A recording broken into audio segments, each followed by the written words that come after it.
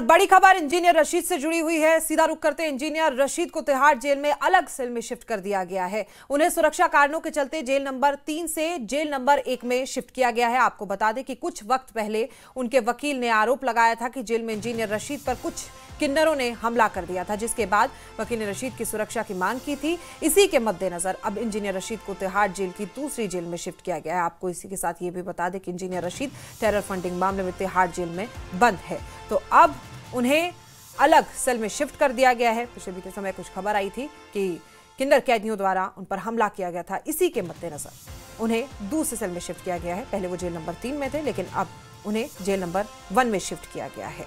कुछ वक्त पहले आप लोगों को याद होगा कि उनके वकील ने कहा था, आरोप लगाया था सीधे तौर पर कि कुछ किन्नर कैदियों ने उन पर हमला किया था, जिसके बाद सुरक्षा की व्यवस्था करने की अपील की गई थी और उसी के मद्देनजर उन्हें दूसरे सेल में शिफ्ट कर दिया गया है। दिसंबर के महीने में इंजीनियर रशीद को लेकर एक बड़ी खबर आई थी कि तिहाड़ जेल में उनके साथ किन्नरों के द्वारा मारपीट की गई है, यानी किन्नरों ने उन पर हमला किया है। इस बात को लेकर अवामी इत्तेहाद पार्टी ने काफी शोर मचाया और बहुत सारे आरोप जेल प्रशासन पर लगाए थे। और उसके बाद एक लंबा सिलसिला था जो तकरीबन 1 महीने तक चलता रहा और अवामी इत्तेहाद पार्टी वो लगातार ये कहती रही कि इंजीनियर रशीद को टेरराइज किया जा रहा है और पहले उन पर हमला किया गया। और जाहिर सी बात है कि तमाम आरोप जो है जेल प्रशासन पर थे। यहां तक ये कहा गया कि इंजीनियर रशीद ने जेल प्रशासन के खिलाफ एक कंप्लेन की थी और इसी तमाम चीजों को लेकर ये पूरा हमला किया गया था, क्योंकि इंजीनियर रशीद से जेल प्रशासन का कहना था कि उस कंप्लेन को वापस ले लिया जाए। इंजीनियर रशीद ने कई बातें कही थी उस कंप्लेन में और उन्होंने ये भी कहा था कि जेल प्रशासन में तमाम चीजें ठीक नहीं है। तो इन तमाम चीजों को लेकर इंजीनियर रशीद की जो अवामी इत्तेहाद पार्टी है उसकी तरफ से काफी जो है आरोप लगाए गए थे। अब जेल नंबर 3 में इंजीनियर रशीद रखे गए थे। हमने तमाम कवरेज अपने नाजरीन को दिखाई भी थी, अपने दर्शकों को दिखाई थी कि किस तरीके से उनको जमानत मिली। तमाम तस्वीरें हमने दिखाई थी, लेकिन इन तमाम आरोपों और इस तमाम कंट्रोवर्सी के बाद अब उनको जेल नंबर 1 में शिफ्ट किया गया है। तो एक तरीके से जो पूरा विवाद है अब उसको खत्म कर दिया गया है और अब इंजीनियर रशीद तिहाड़ जेल की जो जेल नंबर 3 है उससे 1 नंबर जेल में शिफ्ट कर दिए गए हैं। तिहाड़ जेल में कई जो है जेल हैं, क्योंकि उसका बड़ा कैंपस है और यूएपीए के तहत जिस तरह के आरोप हैं उसके तहत उनको जेल नंबर 3 में रखा गया था। उनके जो तमाम केसेस हैं वो दिल्ली हाई कोर्ट और पटियाला हाउस कोर्ट का जो एनआईए स्पेशल कोर्ट है उसमें तमाम केसेस चलते रहे हैं। लेकिन ये जो पूरा सिक्योरिटी से जुड़ा हुआ मामला था, जेल प्रशासन और इंतजाम से जुड़ा हुआ मामला था, उसको लेकर अब वो जेल नंबर 1 में शिफ्ट कर दिए गए हैं। खुर्रम हमारे सहयोगी हमारे साथ मौजूद है। खुर्रम, बहुत लंबे समय से हमने सुनी आपकी रिपोर्ट भी, आरोप लग रहे थे कि परेशान तो थे, आखिर में उन्हें शिफ्ट कर दिया गया। क्या फिर से कोई बात हुई थी या उसी के चलते उन्हें अब एक बार फिर से शिफ्ट किया गया है? देखिए, पूरा मामला 5 सितंबर को सामने आया था जब उनके वकील जावेद हुब्बी उनसे मिलने गए थे। उस वक्त इंजीनियर रशीद ने उनसे कहा कि वो बाल बाल बच गए हैं, क्योंकि उन पर किन्नरों के जरिए से हमला किया गया, उनको धक्का दिया गया, उन पर दरवाज़ा फेंका गया। उसके बाद जेल प्रशासन की तरफ से कहा गया था कि वो सेफ हैं और उनको मामूली चोटें आई हैं। लेकिन मामला यहीं पर नहीं रुका, बल्कि इंजीनियर रशीद की तरफ से जेल प्रशासन के खिलाफ एक कंप्लेन कर दी गई हायर अथॉरिटीज़ को। और उसके बाद 16 तारीख को ख्वाजा शाहिद नाम के एक वकील हैं, वो उनसे मिलने गए थे, तो इंजीनियर रशीद से उनको मिलने नहीं दिया गया। 17 तारीख को जेल सुपरिटेंडेंट खुद मिलने आए थे इंजीनियर रशीद से, जिस पर इंजीनियर रशीद ने कहा कि दरअसल उन पर दबाव बनाया जा रहा है कि अपनी कंप्लेन वापस ले लें।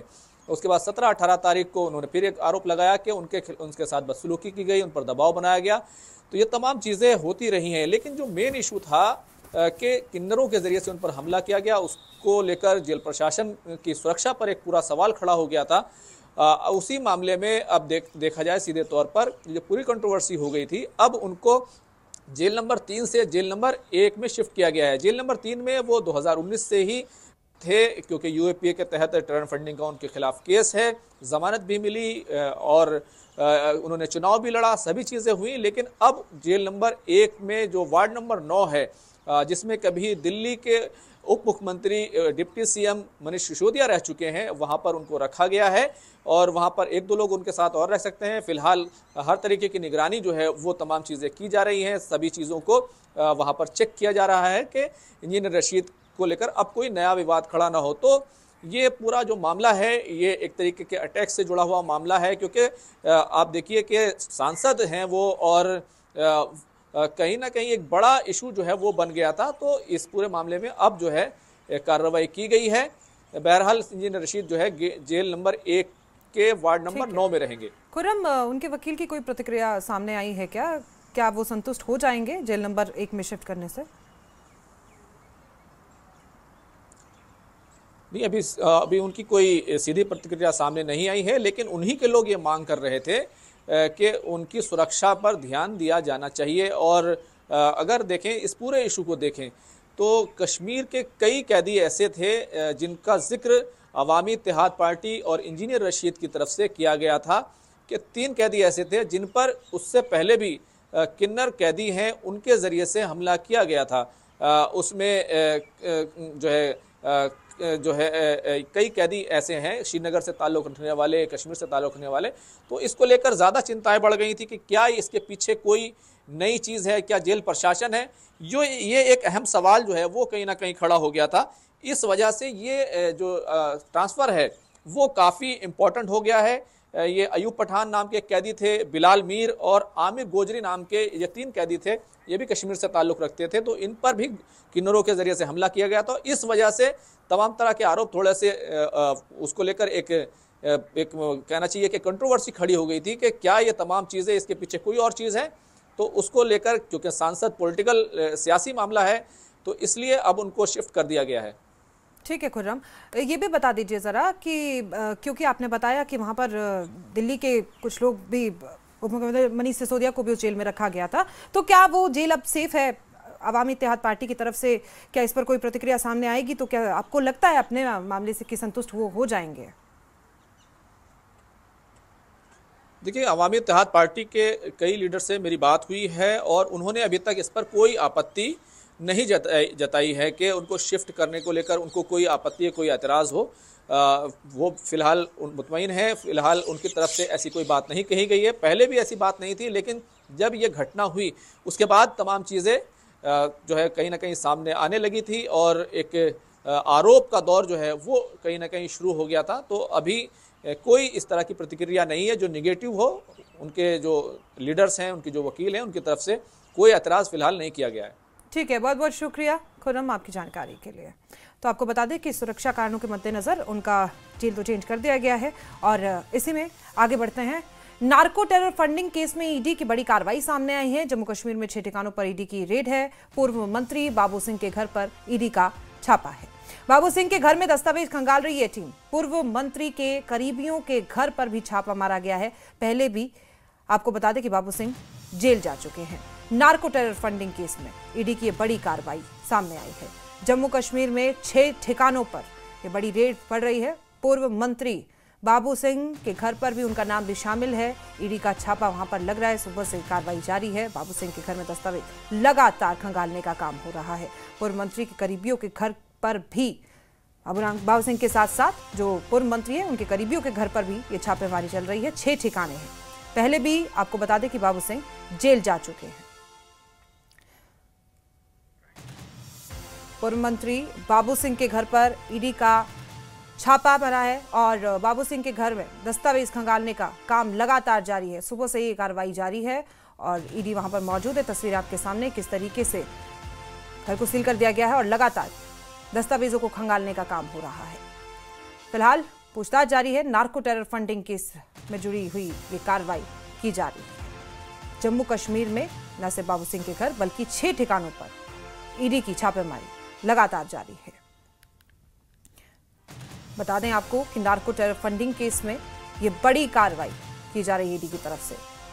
इससे पहले भी हमने देखा है कि ईडी के द्वारा कई जगहों पर छापा मारा गया है, लेकिन आज भी खबर निकलकर सामने आई कि 6 ठिकानों पर ईडी की रेड चल रही है और उसमें पूर्व मंत्री बाबू सिंह के घर पर लगातार तलाशी ली जा रही है। दस्तावेजों को खंगालने का काम जारी है। बाबू सिंह के घर में दस्तावेजों को लगातार टीम खंगाल रही है। कुछ संदिग्ध कागजात मिलने की भी उम्मीद यहाँ पर जताई गई है। पूर्व मंत्री के करीबियों के घर पर भी उनके साथ साथ छापेमारी लगातार चल रही है।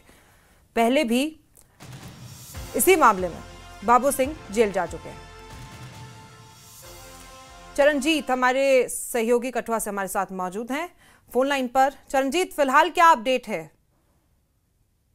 बता दूं कि जिस तरह से ये सुबह करीब 8 बजे ईडी की टीम यहाँ पर पहुंची थी और लगातार जो बड़े अधिकारी हैं ईडी के यहाँ पहुंचे हुए थे वो लगातार यहाँ पर इनके करने जो है वो दस्तावेज निकालते हुए नजर आ रहे हैं। और मामला जिस तरह से बताया जा रहा है कि हवाला राशि से जुड़ा हुआ है और मंत्री जो है वो भी कुछ देर पहले ही अपने घर पहुंचे हैं। फिलहाल जो उनकी फैमिली घर में मौजूद थी और वहां पर जो है वो दस्तावेज जो है वो खंगाल जो ईडी है वो खंगाल रही थी। जी चरणजीत, कुछ संदिग्ध दस्तावेज मिले हैं क्या? कोई ऐसी इंफॉर्मेशन सामने आई है?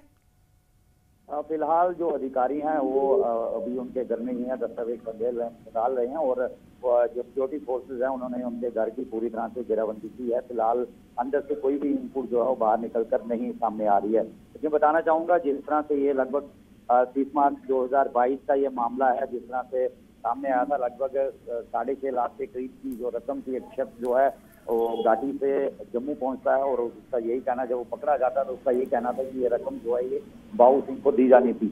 और एक बड़ा नेटवर्क जो है सीमा पार के तार जो है वो कहीं जुड़ते हुए नजर आए, जो है वो शामिल पाए, जिसके बाद से लगातार जो है वो बाबू सिंह की बात करें तो काफी लंबे समय तक जेल भी काट चुके हैं और जिसके बाद उन्हें जमानत पर भेजा गया, जिसके बाद जो ट्रैकिंग डिवाइस है वो भी उनके साथ लगाई गई थी, क्योंकि पैनी नजर जो है वो सुरक्षा एजेंसियों ने बाबू सिंह पर रखी थी।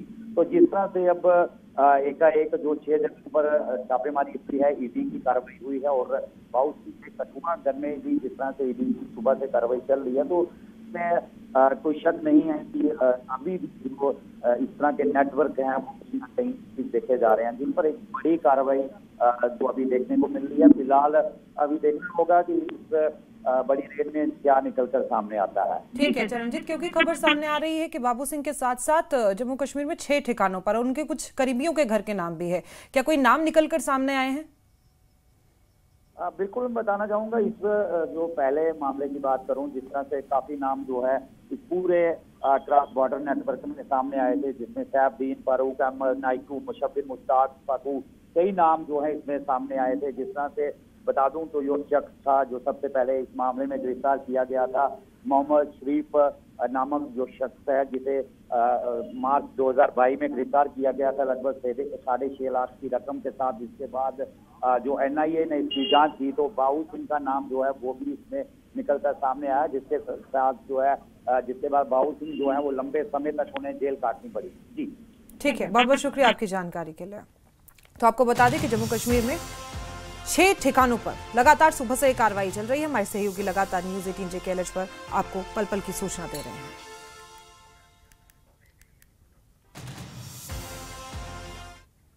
वक्त छोटे से ब्रेक का, आप देखते रहिए न्यूज़ 18।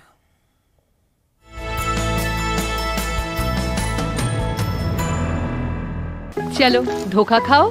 अधिकांश लोग च्यवनप्राश के नाम पर धोखा खा रहे हैं। आयुर्वेद की असली शक्ति चाहिए तो पतंजलि स्पेशल च्यवनप्राश खाइए। हमने ऋषियों की विरासत और विज्ञान के अनुसार 51 बेशकीमती जड़ी बूटियों और केसर युक्त पतंजलि च्यवनप्राश बनाया, जो आपके शरीर को मेडिकल स्टोर बनने से बचाता है, आपके मासूम बच्चों और परिवार की इम्यूनिटी को। गोल्डी हिंग का तड़का लगे तो सभी दबा के खाते हैं। गोल्डी हिंग, कण कण में जान।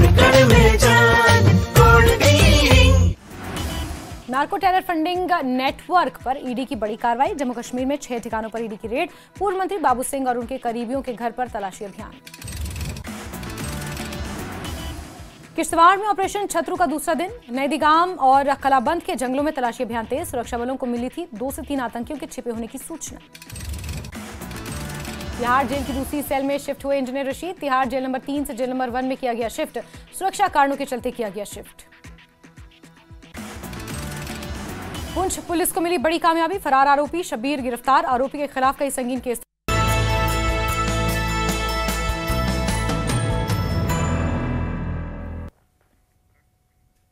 और अब खबर किश्तवाड़ से है, जहां ऑपरेशन छतरू जारी है। घने जंगलों में आतंकियों को तलाशा जा रहा है। सेना ने पूरे इलाके को सील किया है और साफ संदेश दिया है कि छतरू से ऑपरेशन शत्रु को साफ करके ही दम लेंगे।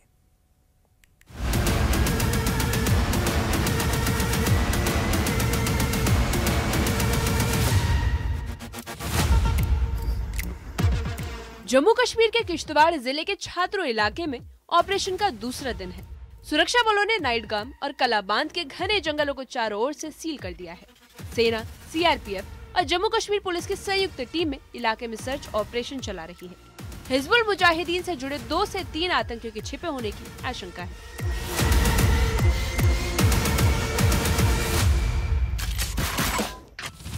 इलाके में तनाव का माहौल है, लेकिन सुरक्षा बलों का मनोबल ऊंचा है। हर रास्ते पर नाकाबंदी कर दी गई है ताकि आतंकियों को भागने का कोई भी मौका न मिले। स्थानीय लोगों को घरों के अंदर रहने की सलाह दी गई है। सुरक्षा बल ड्रोन और थर्मल इमेजिंग कैमरे की मदद से हर चप्पे चप्पे को खंगाल रहे हैं। वहीं जंगलों में संदिग्ध हलचल दिखने पर तुरंत फायरिंग की जा रही है और इलाके में चारों तरफ से अलर्ट जारी है।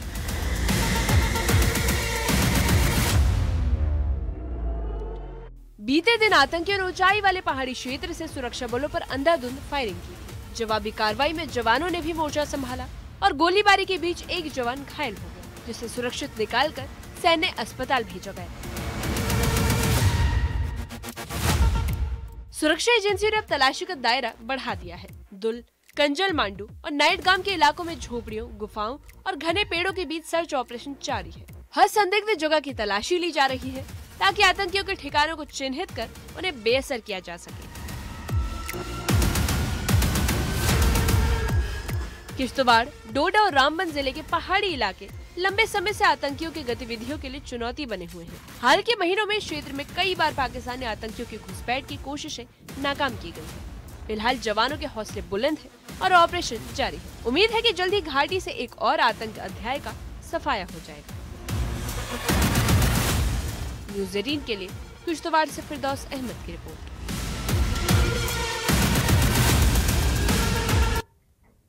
जम्मू कश्मीर में भारी बर्फबारी के बाद कई रास्ते बंद हो गए थे। कई नेशनल हाईवे जाम हो गए थे। बर्फबारी के बाद पर्यटकों के चेहरे तो खिल गए थे, लेकिन रास्ते जाम होने की वजह से लोगों को खासा परेशानियों का सामना करना पड़ रहा था। जगह जगह रास्तों में गाड़ियां जाम हो गई थी, लेकिन अब लोगों के लिए राहत की खबर है। कुपवाड़ा में कई रास्तों को बहाल कर दिया गया है, तो वहीं कई रास्तों की बहाली का काम लगातार जारी है। करना, केरन और माचिल पर बर्फ हटाने के बाद आवाजाही फिर से शुरू हो गई है, जिसके बाद लोगों ने राहत की सांस ली है।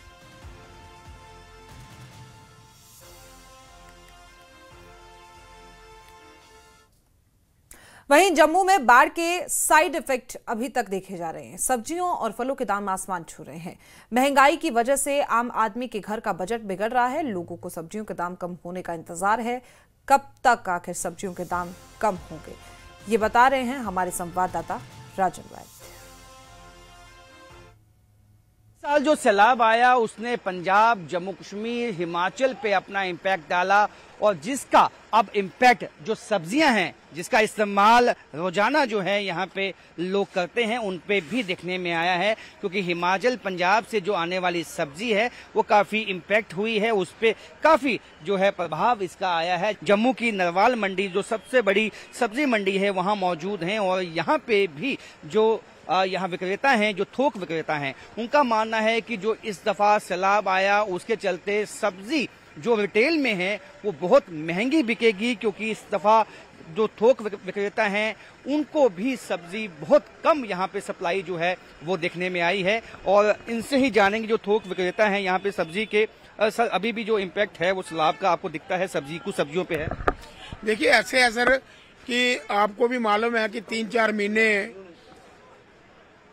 बहुत सारी बरसात हुई है, जिसकी वजह से हिमाचल के अंदर बहुत नुकसान हुआ है।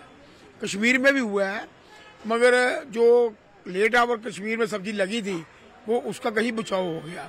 रोजमर्रा की आइटमें हैं, आदमी सोचता है कि बीन्स लेते हैं तो 2 आलू डालेंगे तो सब्जी बन जाएगी। बीन्स का भाव आज भी मंडी के अंदर 80-90 रुपए किलो है। देखिए, मैं एक आम नागरिक की तरह यहाँ हफ्ते में 10 दिन में एक बार मंडी आता हूँ और थोड़ी थोड़ी सब्जी घर के लिए ले जाता हूँ। लेकिन कुछ दिनों से पहले जो हालात थे उससे अब थोड़ा बेहतर है।